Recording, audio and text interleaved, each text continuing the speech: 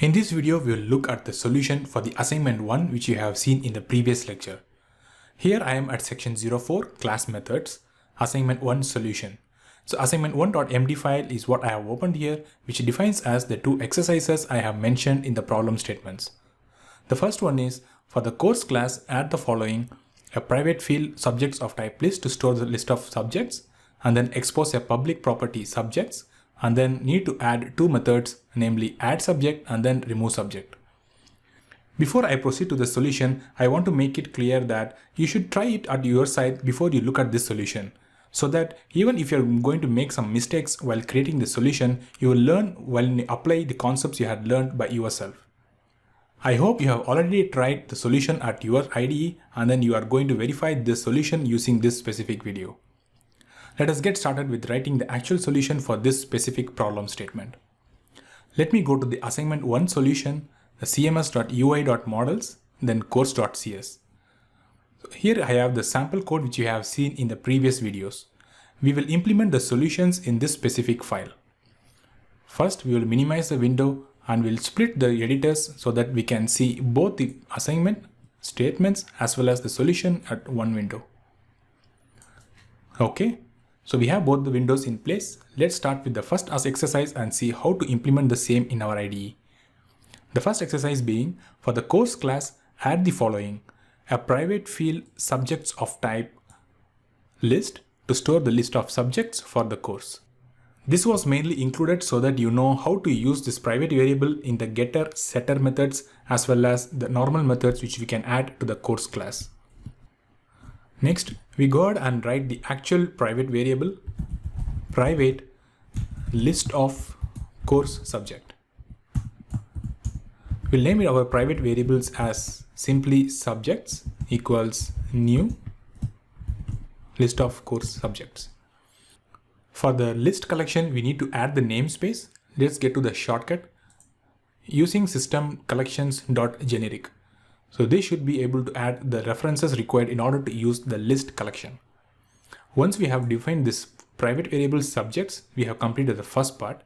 If you move on to the second part, expose a public property subjects with only a getter that returns this subjects list. Next, we go on and define the actual property. So we'll start with public followed by the return type. Return type in our case is list of course subject, followed by the property name. In our case, it's simply subjects.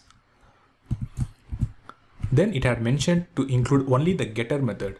Hence, we'll include only get that returns the newly added private variable called subjects. This completes the second part where we need to expose a public property with only a getter method that returns a subject. Note that if you require, you can make it even the setter as private. For example, private set, then you can assign the subjects to a value. Even this is going to make it that this specific property cannot be accessed by the outside classes. But then you might be wondering what is the use of this specific private set. You can use this private set so that you can access this subjects property within this class. We will see how in the next few steps. We move on to the third step, add subject method which accepts course subject as a parameter which returns none. It should add the subject to the subjects list. Basically, we need to expose a method so that we can add a course subject to this collection. Let's go and add the same. Since it's going to be a public property, we need to give it as public. It had mentioned the return type as none, so we'll give void followed by the function name being add subject. Next, we need to mention the list of parameters this function is going to accept. In our case, it is going to be an instance of course subject. Let's name it as simply subject. Next, we need to add this subject instance to our collection. How we can do is, either you can use the private property directly or you can use the newly introduced property as well. For this add subject method, I'm going to use this private variable directly, subjects dot add, followed by the parameter which we have included here, namely subject.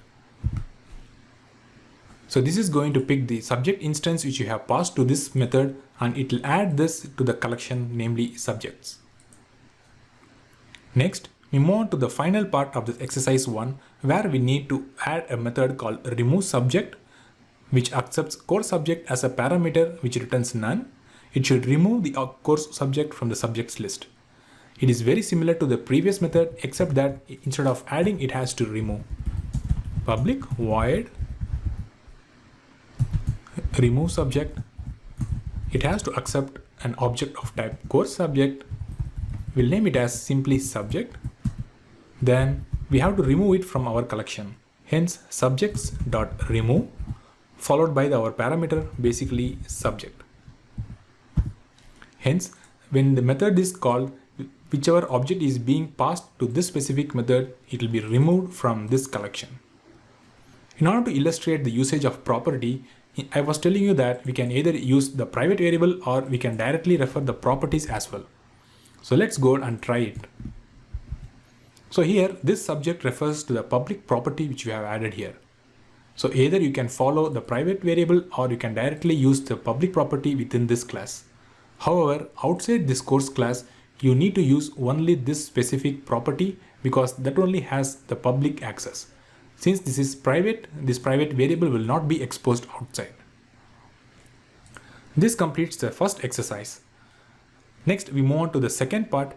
For the course class, add an overloaded add subject method that accepts a list of course subjects and adds them to the subjects collection.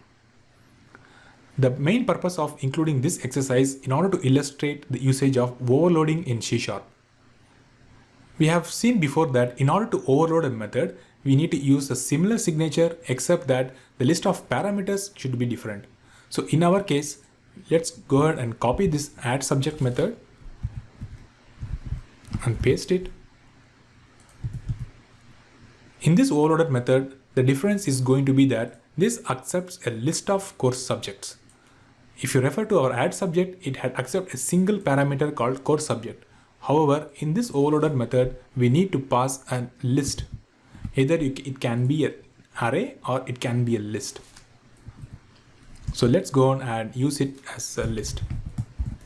List of course subject. In this case, the subject will be a collection of course subjects. So let's make it as subject collection. Okay. Now next we need to add this entire collection to our subjects list. So for that, you directly pass it over here. And the subjects is going to expose one property called add range. This add range is going to accept a list of objects of the same type. So as you can see from this documentation, add range accepts IEnumerable of course subject type. So this is an example of how you need to overload a method which is already defined in your class. You can change the parameters or the list of parameters which is passed to the method, and you can overload it and then have a single method which exposes multiple variations of the parameters. This completes the entire solution for this specific assignment which you have seen here. You can now go ahead and verify it against the solution which you had implemented in your IDE.